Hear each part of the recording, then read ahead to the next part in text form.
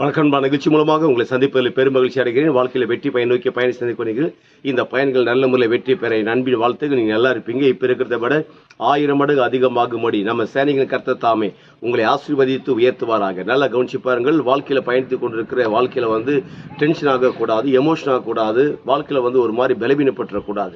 ஏன் பலவீனப்பட்டுருந்தால் நீங்கள் சந்திக்கிற அந்த சூழ்நிலையில் சரியான விதத்தில் அந்த எதிர்பார்ட்டியாகப்பட்டது அல்லது அந்த எதிர் நபராகப்பட்டவர்களை குறித்து உண்டான காரியத்தில் நாம் புரிந்து கொள்ளாதனால தான். அதனால் வாழ்க்கையில் அந்த புரிந்து கொள்ளாத நபரிடத்தில் என்ன உண்டாகுது என்றால் பொறுமை இழக்க நேரிடுகிறது. அப்படின்றால் நீங்கள் நான் இந்த உலகத்தில் பொறுமை என்பது மிகப்பெரிய அவசியம் உள்ளதாக இருக்கிறது. இந்த பொறுமையில் தான் மிகப்பெரிய வெற்றி அடைய முடியும். பொறுமை இல்லாத போது நாம் செய்கிற சதவீதத்தை விட எமோஷன்கள் அதிகமாகும்.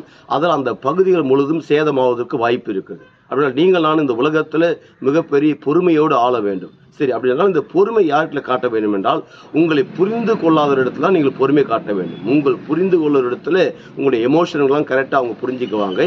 ஆனால் யார் உங்களை புரிந்து கொள்ளவில்லையோ அவங்களிடத்துல நீங்கள் மிகப்பெரிய பொறுமையாக இருக்க வேண்டும். அப்படி அவங்களிடத்தில் பொறுமையாக இருக்கும்போது என்ன உண்டாதுன்னா உங்களுடைய மூல அறிவுகள், உங்கள் செயல்பாடுகள், தனிப்பட்ட திறன்கள் எல்லாமே சூப்பராக ஆப்ரேட் ஆகும். அப்படி ஆப்ரேட் ஆகும்போது என்ன உண்டாதுன்னா நீங்கள் என்ன செய்யணும் அது வாய்க்கப்படும். நீங்கள் என்ன செய்யணும் அது தடைப்படாது. நீங்கள் என்ன செய்ய நினைக்கிறீங்களோ அது சம்பூர்ணமாக நிறைவேறும், அற்புதமாக நடக்கும். அப்படி அற்புதமாக நடக்கும்போது என்ன நடக்குது? நீங்கள் நினைச்சதெல்லாம் வெளியரங்கத்தில் பியூட்டியாக மாறும். அப்படி பியூட்டியாக மாறும்போது என்ன நடக்குது?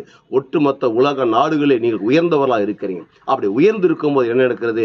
ஒட்டுமொத்த உலக நாடுகளுக்கு நம்ம ஆண்டவராகிய இயேசு கிறிஸ்து உங்களை கடன் கொடுக்கும்படியாக வைக்கிறார். நீங்கள் வற்றாத நீரூற்றை போல இருப்பாய் என்று சொல்லி உங்களிருந்து விடைபெறுகிறேன்.